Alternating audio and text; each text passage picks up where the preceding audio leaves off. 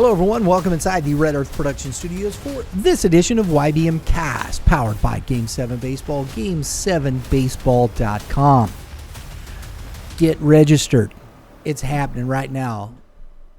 Tournaments are up. They're ready. They're going. You got 10 events down at Lake of the Ozarks. You got, I don't know exactly how many at ballparks of America, but you got those early in the season.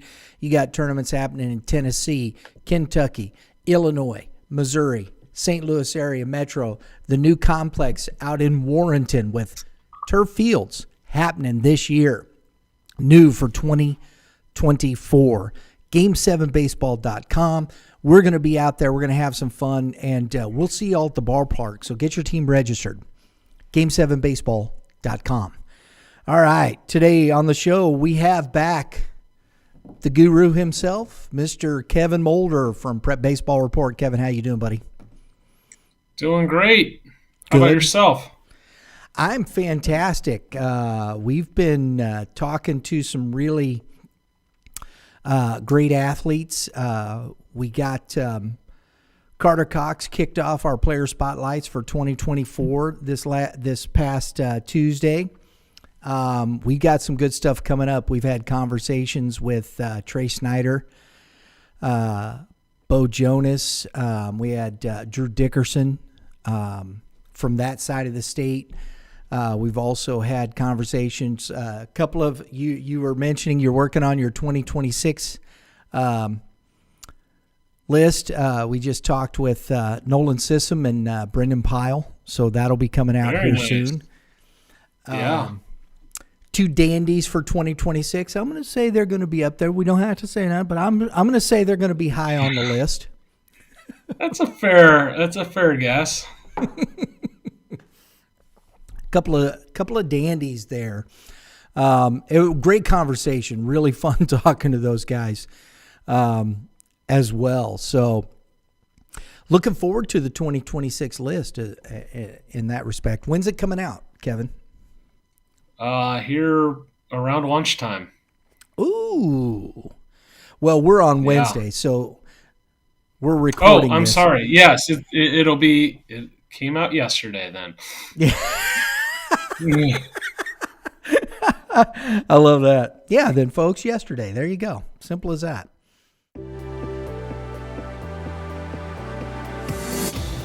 So this area back here is basically production. They do a lot of the artwork back here. They do the production. So any of that stuff that comes in off of, we'll say, our fanware stores, stuff that comes in off the team stores, a lot of the coaches wear, a lot of the last minute, hey, we got to have it in the next 10 minutes stuff. That's all comes back here. This area is where all the day-to-day stuff that comes in really goes through. The retail store is its own little entity. This is where the real work is done.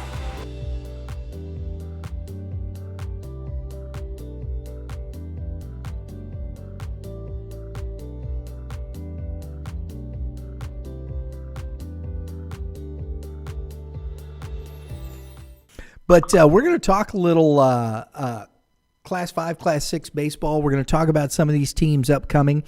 I'm splitting them up. I've been putting out some power rankings and things of that nature, and I know you got a little ways off for what you do with Prep Baseball Report as far as your state rankings are concerned. And the difference, too, and you can explain to the folks that you guys do large school, small school, Kevin, correct? We do. That's how we slice it up. It is tough on the smaller schools in particular when you get lumped in with the 6A or the 5A school. So we do it split, but we don't split them up, in every single class either, which some of the polls do that. So that's, good way to do it as well.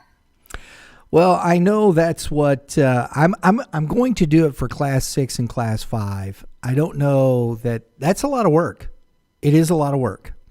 And I understand why you guys do that because manpower and man hours, it's just tough to see all those teams and understand and know where each one is at this point in time, right?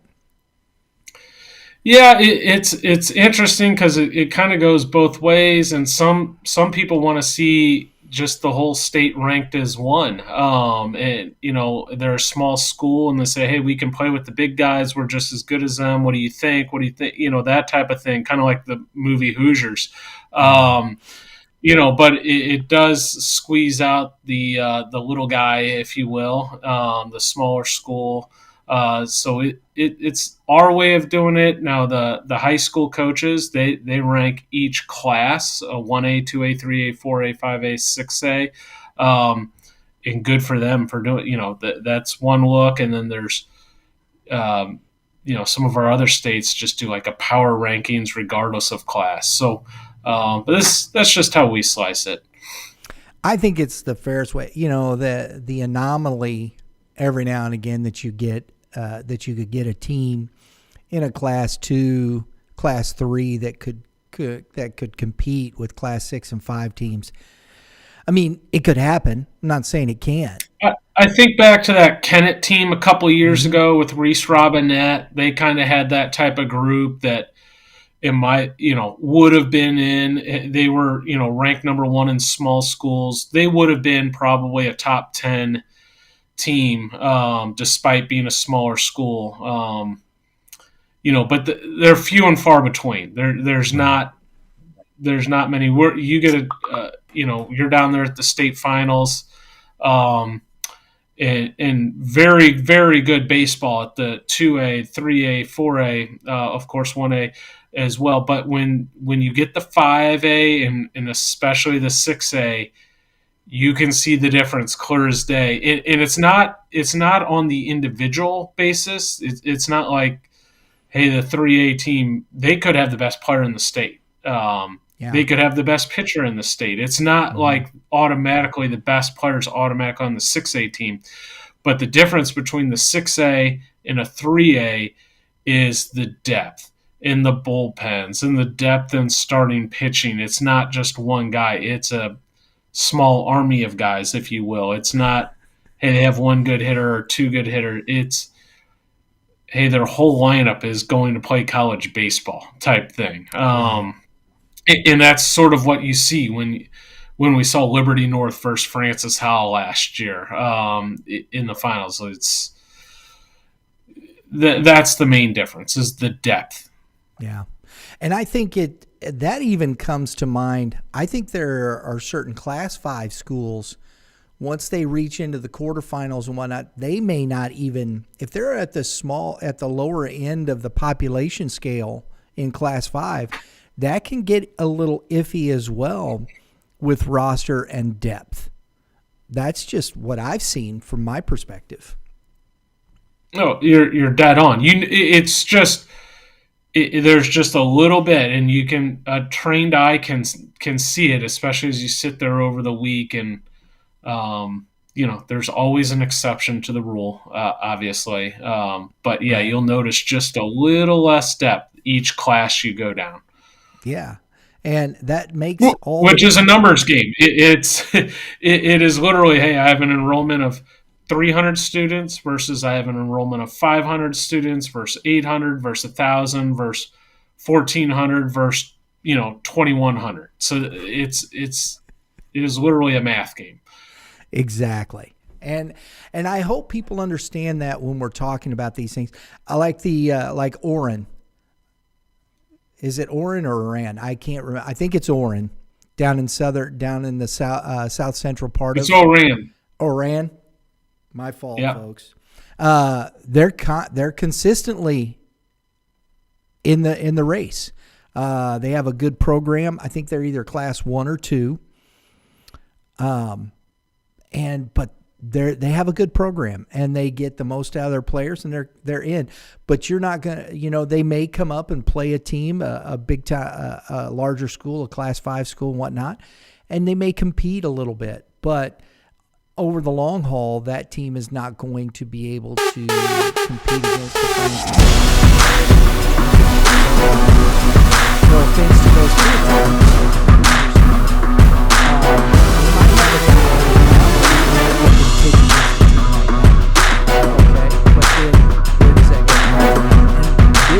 This is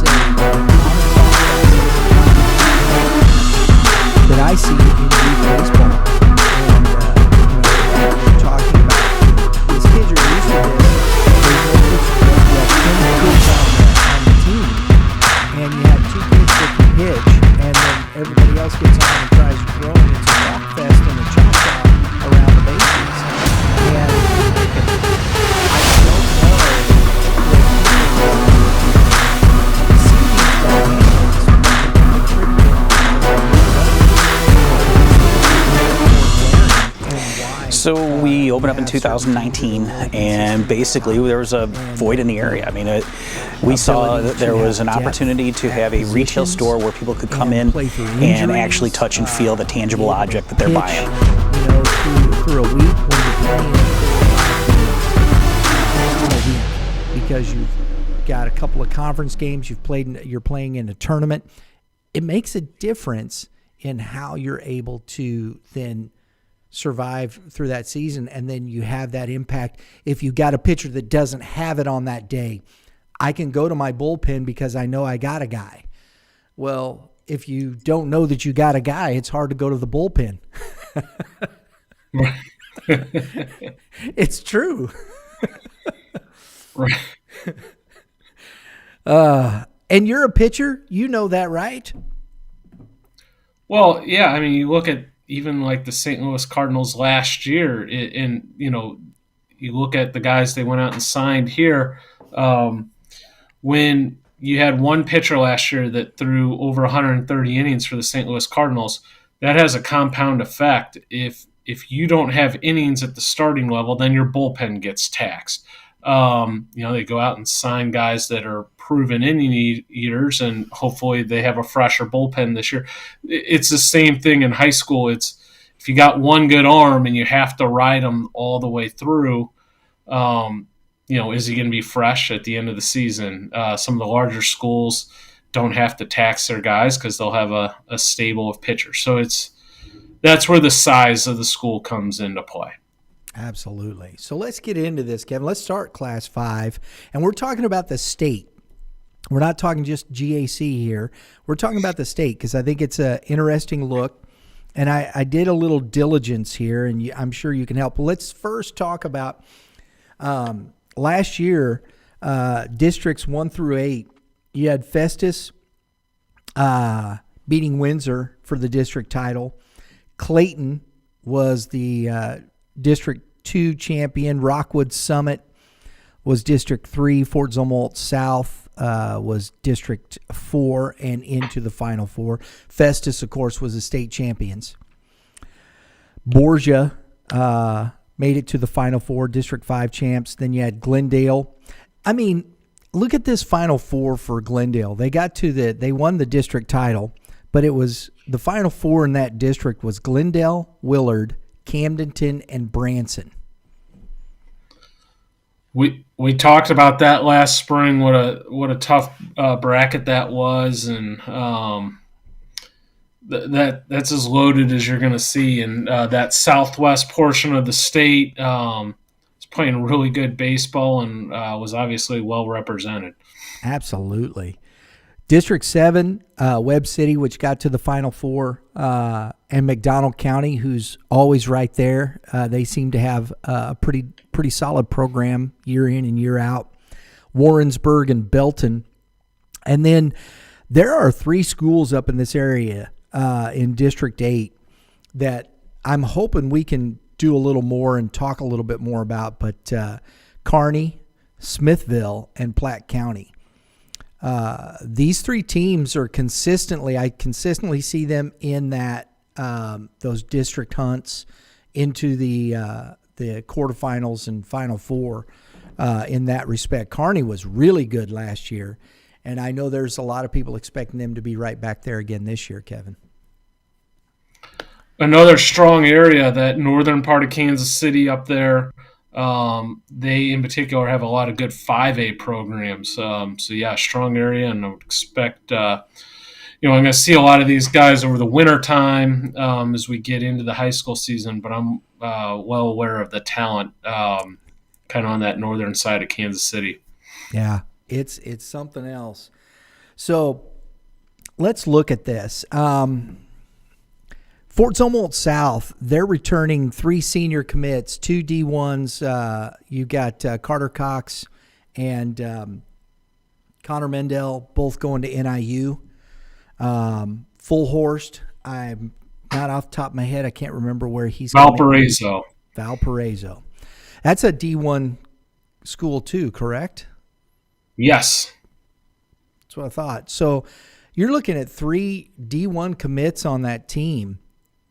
and a couple of Division II commits, guys coming back from last year. They have their two dudes on the mound in Hankey and Cox, and the meat of their lineup, that's going to be a very difficult team to beat, isn't it? Yeah, and I also like any team that has experience in the postseason, and they are battle tested. They have, I think it was 3 years ago, which none of those kids would have been there, but then last year they were there. So that's a program that's familiar with the Final Four and in the playoffs, and they kind of have it lined up this year where they have a good senior group. We've seen those kids in the starting lineup since their sophomore year. I like that team a lot coming into this spring. Then you have behind that Kearney. As I said, you've got a senior commit, a D2 senior commit. You have a Power 5 commit from Kearney as well. I think Kearney, they had a run to that. I like what I see there. Again, these are things I'm hoping as we are able to get over to the western part of the state can see a little bit more of these kids in this scenario, correct? Oh, absolutely. Yeah. It's hard to get out and see all the teams. There's over 400 of them, but Kearney's needs to be high on the list and have a lot of talent this year. I am looking at that. I think they're a top 5 team. I think they've got talent. They've been there, and in that district, Smithville. I think they lost to Webb City there in that scenario. Give me a second here, folks. I'm looking at a couple things here. Just want to make sure I get to. I've learned to navigate your system a little better here, Kevin, which makes it a little easier for me because I look at the players on the list. That's what we've done. You have Jackson Hellberg going to Colorado Mesa University, Carson Shearer, the 2 seniors for that program there. And then I want to get to the 2025 because I think I just got to get over here real quick because I want to talk about, we know some of the other kids, and I don't want to leave this out because I think this is relevant and why this team's going to be very hard. Chase Porter going to Louisville, the junior.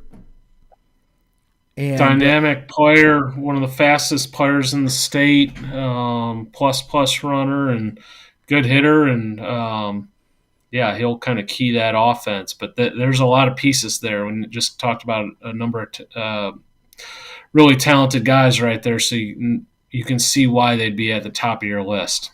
Absolutely. And so I really looking at Kearney in that respect. I want to go back though to to Festus, returning, defending state champs. I don't know if I always like that terminology. I always think, they won it last year. Got to go back through. Are you defending a title? No, you're going to try and win another one. I love that mindset better personally. How about yourself? Yeah, that's good coach speak there, Brian. You're on it. We're good. I think we'll call you in, and Coach will have you come out there and give the talk that first week to practice.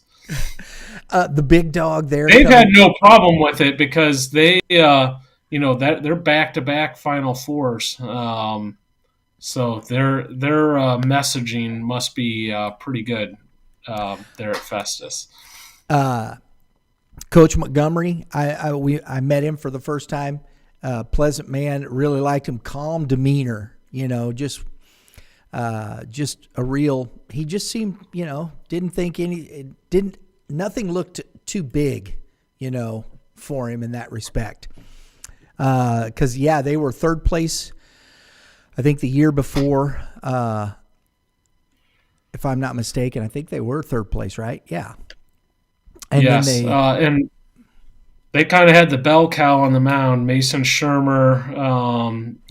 As you recall, last year they they held him for the championship game, a little bit of a roll the dice, and it paid off. And, he's pitched twice now, once as a freshman, and then last year. So he has a ton of experience at the state tournament and will be one of the top arms in all 5A baseball. And, Hayden Bates is going to heading into a senior year. So they got a lot of talent there.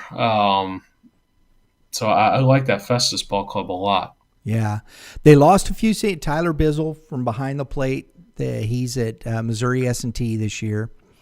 Nate Moore, they lost him, one of their starters.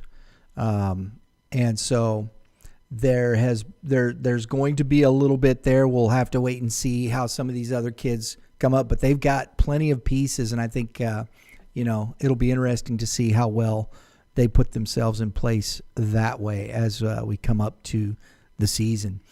So I think Festus is right in there, Kevin. Glendale. You've talked about Sebastian Norman for quite some time. I haven't seen him play yet. Where do you think Glendale is? They lost a key in the young man going to SEMO, their shortstop. Oh, gosh. I know his Brooks name. Kettering, Who is a pleasure to watch. That's a high-energy guy. They'll miss Brooks, but every single team, goes through that where you lose good players. They have Mark Ross, third baseman, going to Central Arkansas. So they got a dynamic middle of the lineup there with Ross and Norman, and well-coached team.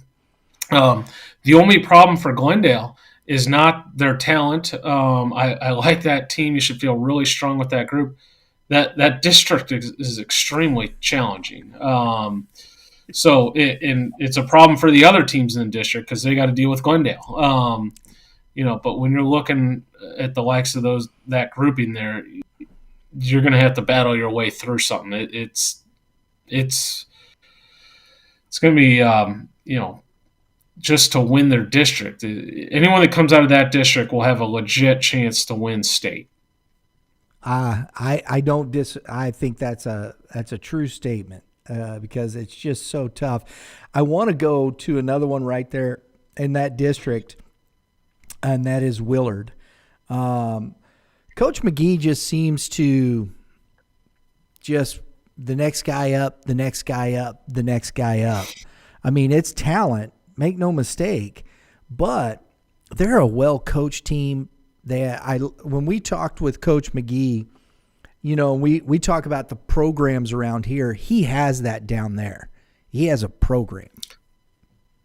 Yeah, he does. And I think any coach would tell you, you have to have talent to be successful, but they do a really good job of developing their talent and getting their talent to play in a certain system that works really well for them, and they're highly successful because of it. And they're always right there. We've seen them a number of times in the Final Four in the past couple of years, and had a great team last year.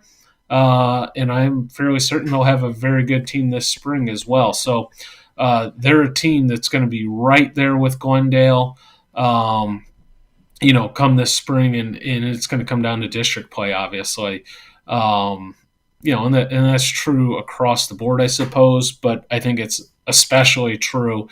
It's going to be who's playing well at that time down there. I don't think there'll be a clear-cut favorite like there is in some districts where you say, yeah, I'm going to be shocked if this team doesn't come out of there. I think this one's going to be, we're going to put them all in the ring and we're going to see who comes out of it, and it'll be anyone's guess heading into the week would be my take.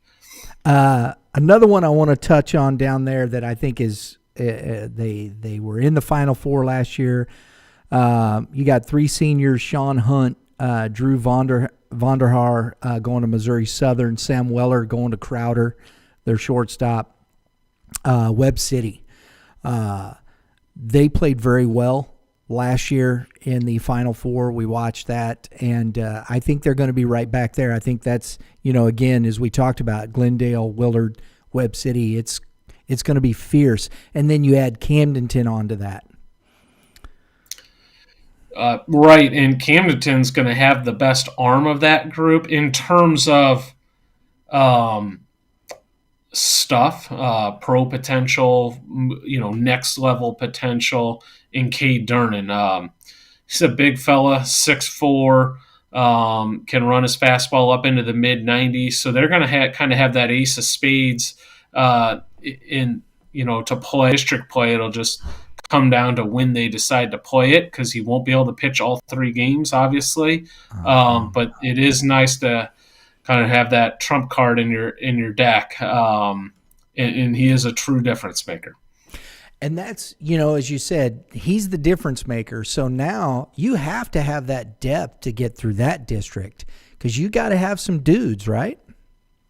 Correct. And yeah, that's the difference that makes this district so tough. Other districts are, while good, maybe if you're Camdenton, you can save your guy for the one game that you really need them. In a district like this, you're going to need to get pitching performances a number of times to get through it. And that goes for any of those teams, not just Camdenton, obviously. Yeah, exactly. And I think, we've touched on the Northwest, the Southwest. Those are really good. I mean, that's going to be tough districts, those types of things. Those are top 10 teams, and you can give or take as you want. I'll give you an order here in just a minute. I'm going to shoot myself in the foot there, Kevin. I'll let you fire away. Francis Borgia, St. Francis Borgia, Jack. I really like that ball club this year. It's possible that they'll be better this year than they were last year.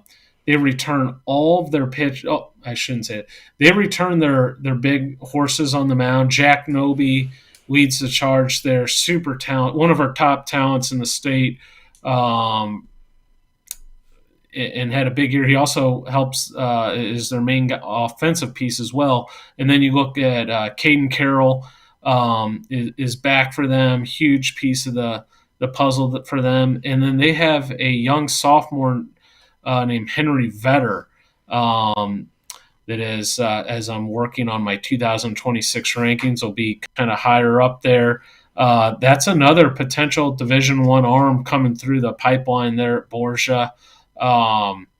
So they got 3 big-time horses there on the mound, and obviously have the experience of being at the Final Four last year. I like the Borgia Ball Club a lot. Then we, just staying around, coming back to this area.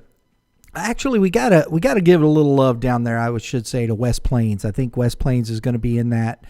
Tank Sims. Watch out for Tank. Yeah. And in the central part of the state, can you have a better name as a catcher that hits bombs, by the way, than Tank? No, you can't. I mean, his parents did an awesome job naming him. And he backs it up because he can play. Because all he does is tank. Yeah, if that guy can make the big leagues, I mean, he is going to have some commercial opportunities for sure. Oh, absolutely. I love that. But the middle of the state, we can't forget Helias Catholic there, right? Certainly not. That's going to be one of the stronger teams in the center of our state. Yeah, they had a very good team last year as well. I like the Sam Wyrick's kind of the leader of that ball club, heading to Central Missouri, both on the mound and shortstop. So they're going to be a handful this spring. Oh, yeah. And then I think Holt in this area, they got their 2 pitchers coming back. You got Hosack, you got Edgar on the mound. You got Chase behind the plate. I still like that team. I think they've got some pieces in there that I don't think they met their expectations last year, right? I think they would say they maybe underachieved is the right word, but maybe fell short of expectations. But that's a team that should be really hungry. They have plenty of talent. You just named rattled off some really good players. They should be very hungry this year. I like that ball club a lot heading into the spring as well. Yeah. Zumwalt East, again, a team that kind of fell a little short, I think, of their expectations. Their offense, they lost McGill toward the end of the season with an arm injury. They dealt with some tough injuries that made it tough, especially on the mound for them. There's a lot to like there. Offensively, you got, Eric Williams heading to Mississippi Valley State. Jackson Carter, is dynamic on offensively and defensively, and one of the more fun players to watch due to the speed. So they've done a really good job. Coach Hill there has had a good run there over the last 3 or 4 years, and I know he's got the group to make a good charge this spring as well. Yeah, Jackson Carter's going to Central Missouri, so I think that's a great fit for him. He is also not only playing baseball for the Mules, he is going to be running track and field. I figured as such. He should. He can fly. Yeah. Yeah. That's, when you post a 6'3", that's kind of, I hesitate to say this maybe a little bit, but that's getting towards world-class speed, right? Certainly Missouri high school state, he set the school record for the 100-yard dash the first time he officially ran it, and that's without ever running track and field before. So now that he's working on this, I'm sure he's faster this year than he was, because it was just natural speed, and now he's taking it to another level by deciding to run competitively. Man, it's crazy stuff. So I think Zumwalt East is we're gonna have to wait and see who they got pitching wise. I think that's going to be their biggest issue. You got Hollingsworth coming back, but depth there. I think that their offense is there. You got guys that can swing the bat. It'll be interesting to see what they're doing then with the mound. So at the top of this, Kevin, I'm going with for Zumwalt South. I think Zumwalt South is at right now that team, along with Glendale. I think they're right there with them. Camdenton, I don't know as much about. I know you know a little more. I don't know where their pitching depth is, but they were good last year, and you got Dernan coming back. You're looking at 3. We forgot about Jeff City too. Jordan Martin. I have not forgot about Jeff C. That they have the probably the top prospect in the state in Jordan Martin. He's a junior, participated in our All-American games, which is a really big deal. They're going to be a really fun team to watch, and there's some stuff. There's some good players behind Jordan Martin as well this year. So they had a younger group last year. I know Coach Laz will have that group ready to this spring, but it's going to be a dangerous team. They're one of those 5A teams that could beat any team in the state if Martin's on the mound. Yes, because he's that type of talent. Yeah, but you look at Willard, Fort Zumwalt South, Kearney, Holt, Festus, Glendale, Jeff City, Camdenton, Fort Zumwalt East, St. Francis Borgia, West Plains Elias Catholic. I think that's a pretty good top. What is that, 10? Is that 10 teams? I think it is, right? Well, and yeah, no, you're 100% right. That is, it's a stout group. I know there's some probably teams we might be missing here. Just to, Rockwood Summit will be interesting. They won their district last year. You got Parkway Central, Parkway West, Westminster Christian Academy. They were Class 5 last year as well. Yeah, they've been a little bit young the past couple of years, but a lot of history there, and have had some great teams. So I'm sure it won't be long before they rise back up. And I'm certain we're missing teams. Yeah. As we go through the winter, guys will develop. A pitcher will take a huge jump in velocity. Teams come together and always come out and surprise in the spring.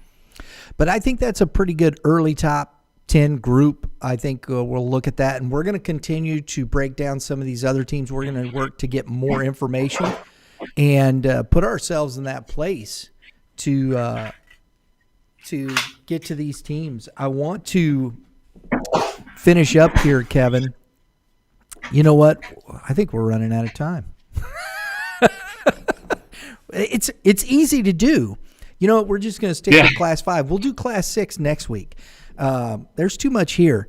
And I think it's fun to do this because then you look at, teams like this. Washington, they lost one of their top arms. It'll be interesting to see Trenton, how they regroup and come back. The Sam Pauley is gone. Adam Pekka, their shortstop center fielder. So they got some question marks in the middle of that infield or the middle of the field there that I think will need to be answered in that respect. And so I want to do a little more digging on Washington and see where that's at right now because I'm not quite sure. Yep. But St. Dominic, there's another school right there that could be in that mix. St. Dominic's an interesting school because it keeps growing and growing and growing. You look what St. Dominic was 5 years ago to what it is now. They have a lot of really good players. Mm-hmm. And you think about it, what it might be in 5 more years. This is a little bit off topic and doesn't necessarily pertain to what we're talking about this year. Maybe they view themselves in this light, but I think you're going to look at St. Dominic as you would look at any of those MCC schools here in the next couple of years. They keep growing and growing. I think they're going to be in the same light as a Vianney, a DeSmet, a CBC, Chaminade, SLU High in terms of athletics and what they're able to accomplish in terms of just overall, not necessarily even just baseball, but just I think they're going to be a major player. They already all consider themselves that, but I think it'll be even more noticeable. One of the things that I'm looking forward to is that, and like I said, I think you could put probably Glendale and Zumwalt South at the top of that. Maybe Willard would have something to say about that, but I think Glendale could be the number 1 team in the state. Kearney coming back, putting themselves there. You've got those top 3, those schools like that, and we're fortunate. Talking with Coach McGee, and I said this to you and folks, just to let you know, we're going to lead off. We're going down to the southwest part of the state, and we're fortunate. There is a date with Willard versus Camdenton. And we're going to be down to live stream that game. So we're going to kick off the season with that game. I know it's early, but I don't know of a better way to start the high school season, especially live streaming, than Willard versus Camdenton, man. That's a top 10 matchup, Kevin. That's going to be phenomenal. That's awesome. That's right out of the chute, too? Yeah, I think we're March 19th. Is when that is happening. Yep, March 19th. And then we're going to hang around there, and we'll do a little Class 6 versus Class, I think they're 4, with Nixa and Springfield Catholic. So, but I'm looking forward to I'm looking forward to this, seeing these teams, actually getting to know about the kids, being able to maybe take some time and talk to some of the folks. I'd love to go by and meet the Glendale coach. Maybe they're practicing on Wednesday, There we go. In between games, and chat it up a bit. They have a phenomenal setup. The park down there at Glendale is awesome. Big time. I've said that on this show a number of times, I believe, but the southwest portion of our state, and for my money, has the best facilities across the board. I'm not saying, you could point to a certain facility here or there, but if you look at it in a block of a whole area, who has for my money, Southwest Missouri has it figured out. Press boxes, warning tracks, a lot of them have turf, big time scoreboards and grandstands, concession stands, and PA or entertainment along with the game, whether it's music between innings, etc. They've got high school baseball done right down there, and it would be great to see the rest of the state catch up to that area, in my opinion. Well, folks, for Class 5, I like I said, I like Glendale, Fort Zumwalt South, Kearney, in that top 3, however you want to position them. I know Festus is bringing some guys back. I think you keep them in the top 5. I think there's some things that way. Jeff City, as Kevin alluded to that with and Francis Borgia. I think they're a top 5 team right now with those guys coming back. I mean, you got some big-time arms there. And pitching, I mean, you get into the dog days and you start getting into districts, it's about pitching. 100%. It is it's that way in every level of baseball, whether you're college or pros. I mean, when you get to the playoffs, and we see it, when you can't deliver on the mound, you're going to lose baseball games. Because professional hitters, good hitters, and we've got some really good hitters on these teams. There's some lineups in here offensively that will put a hurting on you, right? No question. No question. So, yeah, we get to those playoffs, the Final Four, they all have a guy on the mound. It's the common denominator of those teams is they have dominant pitching. Now, dominant pitching can be in multiple different forms. It doesn't have to be, a guy going to a massive Division I school. It can be a guy that is a strike thrower and has a good breaking ball, or a left-handed pitcher that has done really good things. But they all have extremely good pitching if you're going to make a Final Four run. I love it. So that's Youth Baseball Midwest. I have Kevin on here to help me talk about players. He's not influenced this at all. This is out of my own brain. I just want people to don't call Kevin. You can call me. I go through the winter workouts and whatnot before I shoot myself in the foot, Brian. You are such a prognosticator. You can do this before seeing all the development. You got the crystal ball. So I am anxiously awaiting pens and needles here to see what we got. I enjoy this part of it because so then we start heading into the coaches' previews and start talking to the players. I love this part of it. I think it's fun. I like looking ahead and seeing.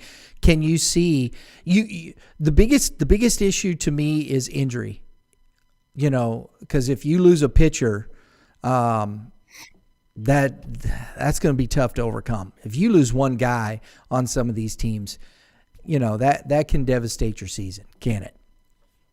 No, yeah, no question. And that's something no one can forecast, and it's something you can about reality, and it will happen to team along the way next spring, just like it will the following year and the year after, etc. So it is a part of the equation, unfortunately.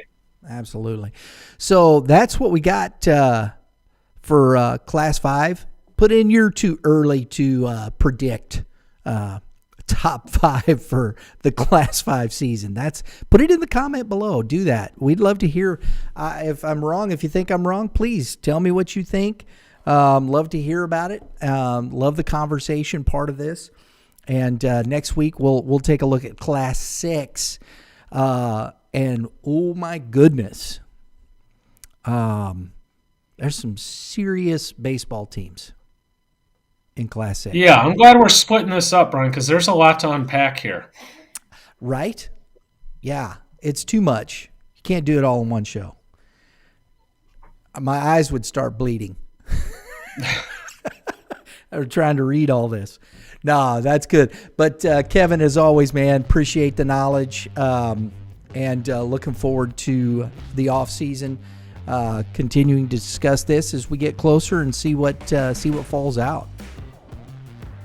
Absolutely, looking forward to it. Folks, thanks for tuning in. Again, like I said, comment below. Give us your top schools. We'd love to hear from you. If you're first time, you haven't subscribed yet, hit that subscribe button. Next to it is the dinger. Hit the dinger. That gets you all your notifications for upcoming episodes. Even if you weren't a dinger hitter in high school, you hit that dinger, you're going to get a home run. That's the way we work around here. And but because it gets you notifications. Hey, check it out. It's on the screen there, youthbaseballmidwest.com. We got some merchandise. If you're interested, help support the show, keeps us on the air doing what we're doing, and helps us travel around, bring you all these live streams. We do appreciate that very much. Everybody have a great day in the Lord. All you pitchers, keep throwing strikes. Hitters, Kevin, Hit them where they ain't. that's good advice. We'll see y'all next time.